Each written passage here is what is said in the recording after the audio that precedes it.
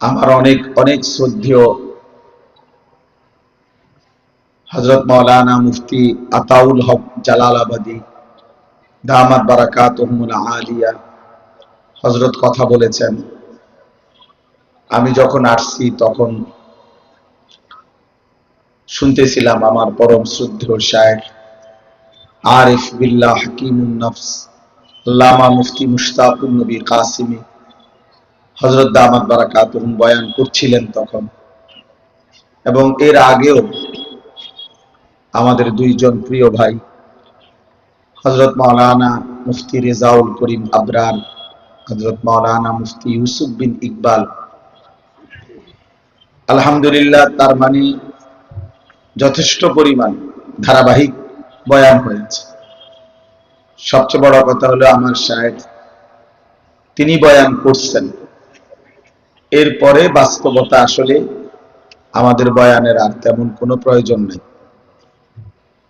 এরপরেও সিরিয়ালের কারণে হয়তো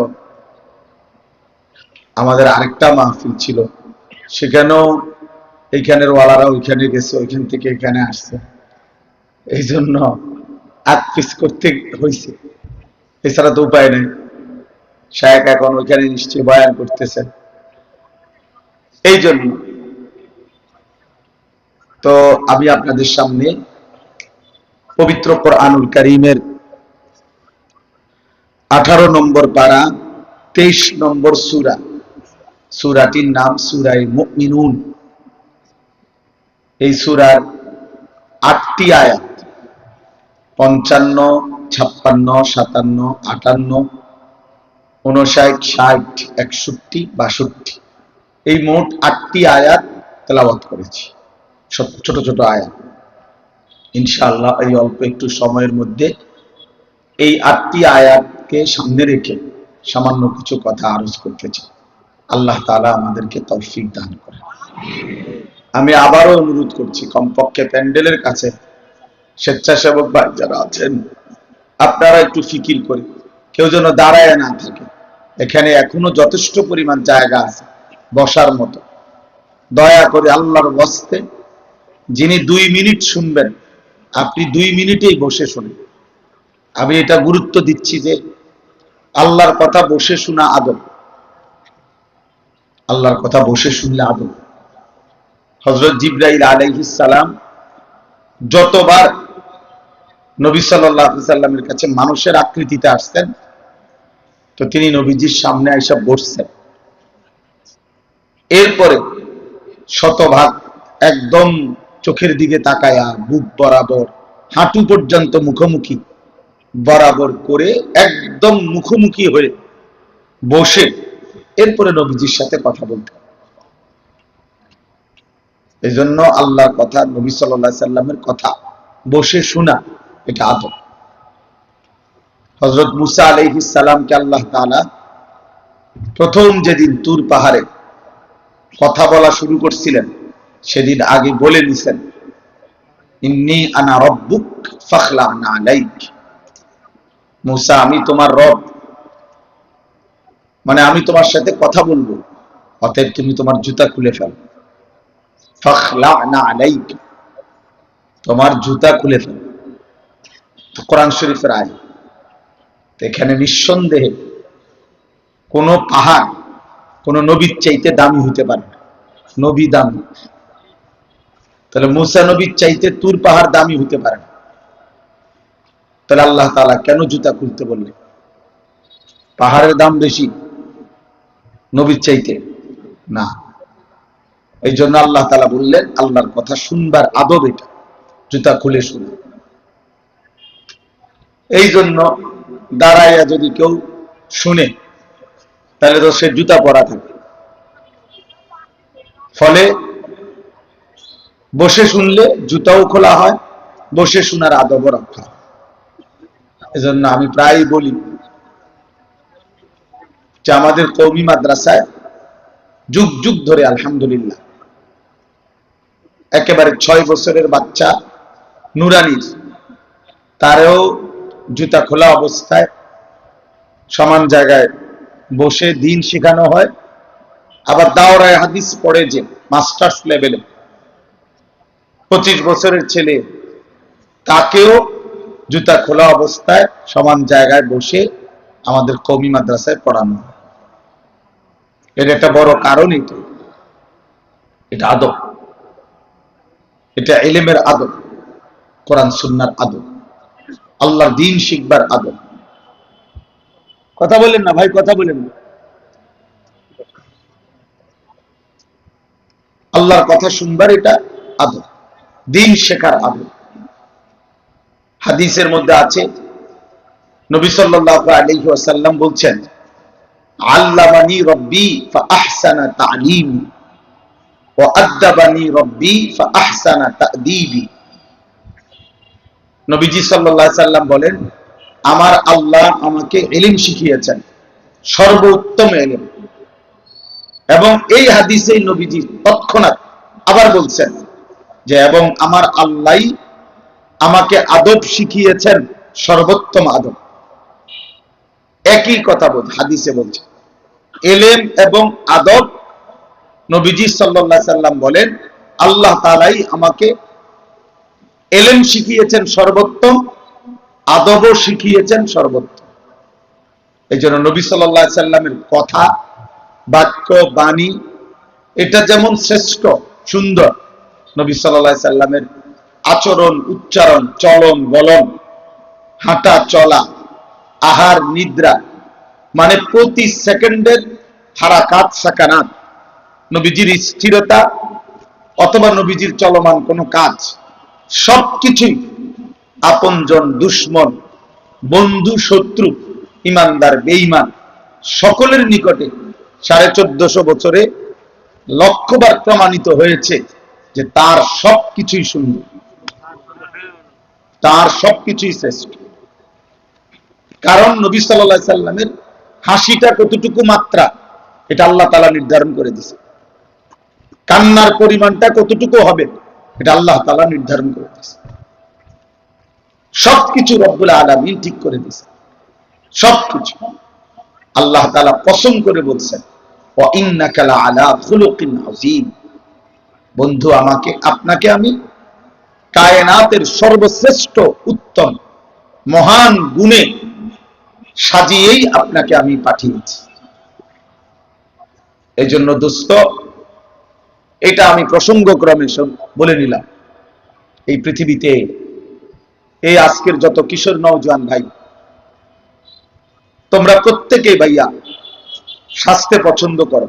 যৌবনের একটা ধর্ম, যুবক সাজগুজ ফিটফাট হয়ে থাকতে চায়, সাজ সজ্জা, সৌন্দর্য প্রিয়তা, নিজেকে স্মার্ট করে তুলে ধরা, সৌন্দর্যময় করে তুলে ধরা, এটা যুবকের একটা স্বভাব, এটা দোষণীয় না, ভালো কথা।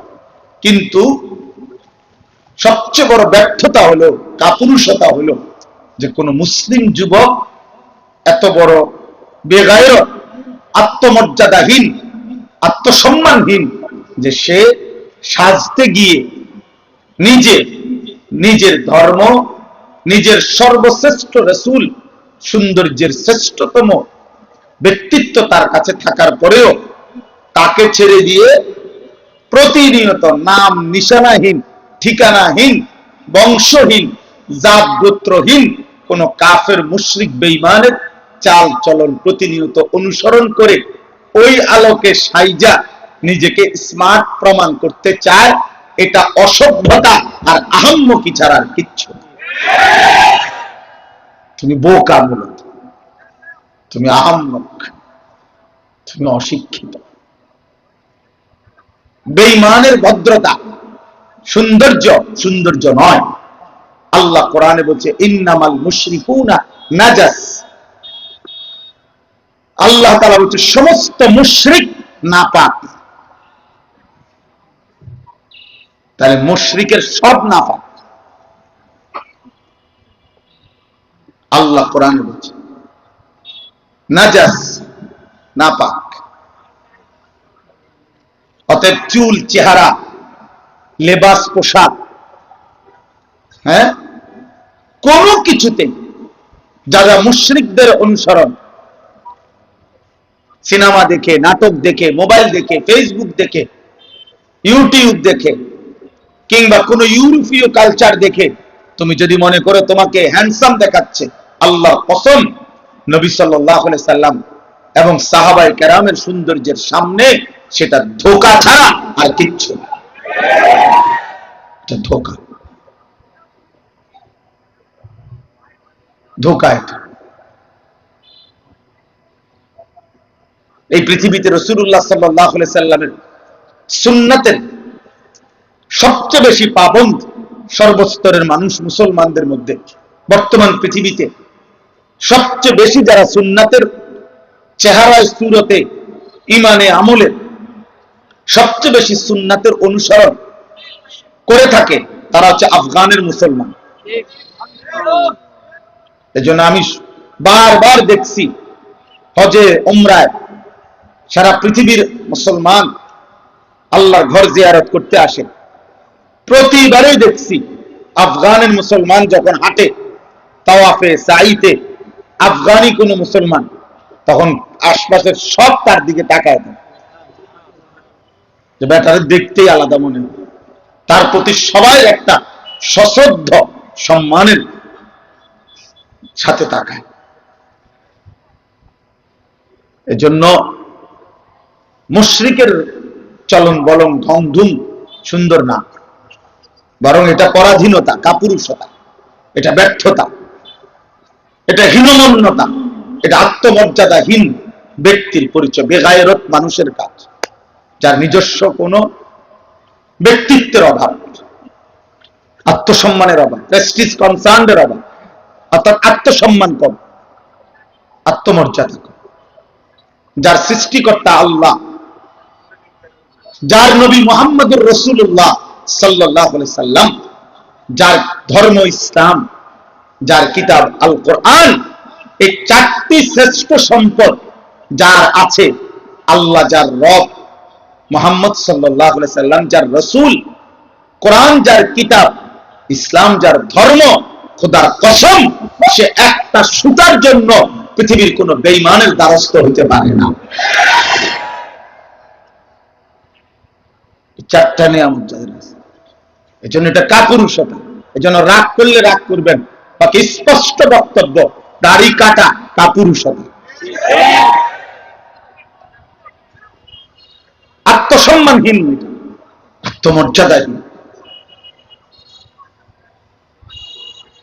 নিজ রবের প্রতি, নিজ নবীর প্রতি, নিজ ধর্মের প্রতি, নিজ কোরআনের প্রতি 24 ঘন্টা যার চেহারা দিয়েছে, প্রকাশ্যে কোন শব্দ ছাড়া যে এলান করছে আমি আল্লাহর প্রতি নারাজ, আমি নবীর প্রতি নারাজ, আমি ইসলামের প্রতি নারাজ, আমি কোরআনের প্রতি নারাজ। দাড়িবিহীন ওই চেহারা বলে দিচ্ছে প্রতি সেকেন্ড সেকেন্ড। আপনার মুখে কইতে হবে না, আপনি মুখে বলতে হবে না, আপনার চেহারাই বলে দিচ্ছে।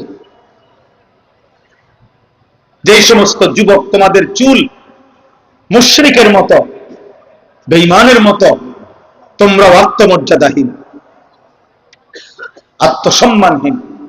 এই যে সামনে, ডানে বামে, সামনে তোমাদের যাদের চুল মুশরিকদের মতো, হাসো না, হাসলে মনে করবা তুমি প্রতিবন্ধী। যদি হাসি আসে মনে করবা তোমার মানসিক ব্রেনের সমস্যা, তার সিরা মনে করো। হ্যাঁ হ্যাঁ, মানসিক প্রতিবন্ধী তুমি, কারণ তোমার তো একটুর অনুভূতিও নাই যে আমাকে বলতেছে, আমাকে বলছি, এতটুকু গায়রতও নাই। শেষ গায়রত যার আছে তাকে স্মরণ করাই দিলে সে মাথা নোয়ায়। শেষ লজ্জা যার আছে সেটা বুঝে যে আমারে বলছে, কাজেই এই মুহূর্তে কমপক্ষে আমার মাথা নোয়ায় নেওয়া উচিত। এতটুকু যদি কারো না থাকে সে প্রতিবন্ধী, তার ব্রেনের সমস্যা। এর জন্য ভাইয়া রাসূলুল্লাহ সাল্লাল্লাহু আলাইহি ওয়াসাল্লামের মাথায় চুল ছিল না? সাহাবায়ে কেরামের মাথায় চুল ছিল না? তাহলে উনারা তো চুল রাখছেন, চুল কাটছেন, তো নিশ্চয়ই তো নবী সাহাবার চুলের কোন আখলাক আছে। তো সেটা আমি পছন্দ হলো না কেন? সেটা পছন্দ হলো না কেন?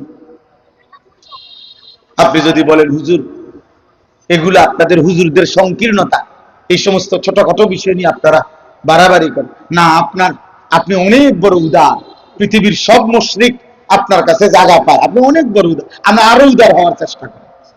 আপনার উদারতা নিয়ে আপনার কাছে থাকেন, এমন উদারতা আমার লাগবে না, দেনতেন না। আপনি আর কি বাকি আছে মুশরিকের অনুসরণ আপনি করেন। অতএব সুন্নাত কখনো সংকীর্ণতা হইতে পারে না। আল্লাহ নবী সাল্লাল্লাহু আলাইহি সাল্লাম সাহাবায়ে কেরামের আদর্শ, এটা চির আধুনিক, চির ভদ্রতা, পৃথিবীর সবচেয়ে উন্নত সংস্করণ।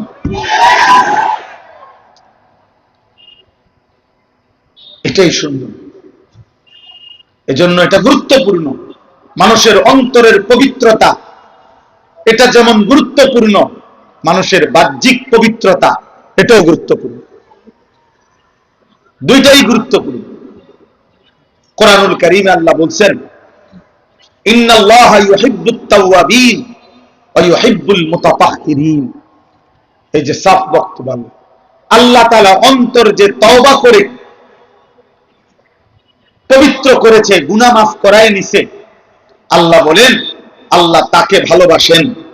আবার ওয়া ইউহিব্বুল মুতাতাহহিরিন, ইসলামী শরীয়তের পবিত্রতা অর্জনের বিধান মেনে বাহ্যিক দেহকে যে পবিত্র করেছে, আল্লাহ তাকেও সমপরিমাণ ভালোবাসেন।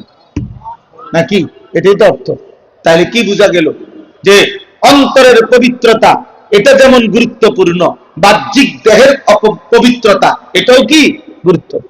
আল্লাহর কাছে দুইটাই প্রিয়। এই জন্য সারাদিনে যে সমস্ত কিশোর যুবক পেশাব করে পানি নেয় না, টয়লেট পেপার ব্যবহার করে না, তোর মতো অপদার্থ এই আল্লাহর জমিনে আর কেউ নাই। তুই মনুষ্য সমাজে হাঁটার মতো রুচিশীল কোনো মানুষ না, তোর লগে মুতের গন্ধ বেটা। তুই কোনো ভালো মানুষের লগে বসিস না বেটা, অন্য মানুষের কষ্ট হবে বেটা, তোর মুতের গন্ধে বেটা। কোন ভদ্র কোন রুচিশীল মানুষের লগে বসিস না, তোর মতো মুখটা ফানি লয় না এরকম আরেক অপদার্থের লগে বসলে মানাবে ভালো। কারণ ওর নাকেও সর্দি, তোমার নাকেও সর্দি, কোনোটারই মুতের গন্ধ লাগে না, সর্দি দুজনেরই সর্দি। হ্যাঁ, এটা আত্মসম্মানের ব্যাপার। এই জন্য সুন্নাত বিহীন জীবন, দ্বীনবিহীন জীবন অসংখ্য দান, একটা একটা করে প্রমাণ করা যাবে এর মধ্যে কোনো সৌন্দর্য নেই, সৌন্দর্যতা নেই। চুল, চেহারা, লিবাস, পোশাক, পবিত্রতা গুরুত্বপূর্ণ। কোন ব্যক্তি যদি গোসল ফরজ হয়, যে সমস্ত কিশোর যুবক 14 বছরের পরে 15 বছরের আগে আগেই একটা কিশোর প্রাপ্তবয়স্ক হয়, সাবালক হয়, তার উপরে গোসল ফরজ হয়, তার বীর্যপাত হয়, এরপর থেকেই তার উপরে প্রতিবার বীর্যপাত হলে গোসল করা ফরজ। এই ফরজ গোসলের সুনির্দিষ্ট ইসলামী শরীয়তের নিয়ম আছে। শুধু তোমার মতো ঝর্ণা ছেড়ে দিলে আর সাবান ডল্লা লাইলে পবিত্র হয় না, গোসল হয়, গা ধোয়া। আমার খুলনার হযরত বলেন, বাংলাদেশের একজন বড় বুজুর্গ আরিফ বিল্লাহ হযরত মাওলানা মুফতি নুরুল আমিন সাহেব, অনেক বড় আল্লাহওয়ালা খুলনার হযরত, আমার হযরত বলেন যে ইসলামী তরিকায় যে ব্যক্তি গোসল করে না ওইটারে কয় গা ধোয়া, আর ইসলামী সুন্নাত মোতাবেক, দ্বীন মোতাবেক যে গোসল করে ওইটারে কয় গোসল করে। গা ধোয়া, গা ধুইছে আর কি, গোসল করা। তাহলে ভাইয়া তুমি এটাকে ছোট মনে করো না, প্রিয় ভাই। ফরজ গোসল, যতবার বীর্যপাত হয় গোসল ফরজ হয়। ফরজ গোসলের সময় নাকের নরম জায়গায়, এই যে প্রত্যেকের নাক বাঁকা হয় যেটুক, এতটুকু প্রত্যেকের নাকের দুই অংশ, এখানে এতটুকু বাঁকা হয়, এতটুকু বাঁকা হয় না। এই যেটা নড়ে এটারে কয় নাকের নরম জায়গা। আর এই একটা অংশের পরে এটা শক্ত। নাকের